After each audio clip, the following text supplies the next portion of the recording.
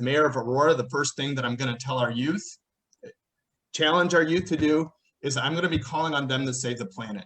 And I know that I'm the only geek in the room who understands that the science is real, climate crisis is real, and that scientists have given us 10 years to act before the damage becomes irreversible.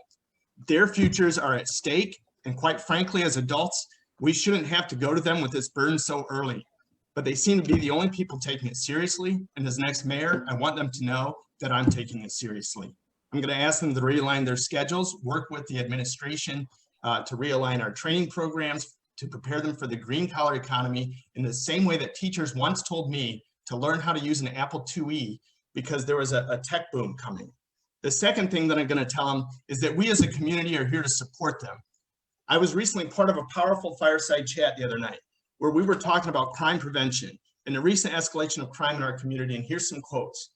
J.L. Harris currently protesting the quick mark for discriminatory behavior. I want to teach kids how to pick up a sign, not a gun. Marcus Randall, we need to teach kids to pick up tools instead of picking up drugs. We need to teach them to pick up a trade instead of a hustle.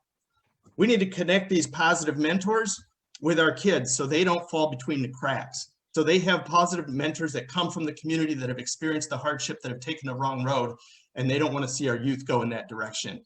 So I'm going to fight to make sure that we have our youth services fully funded.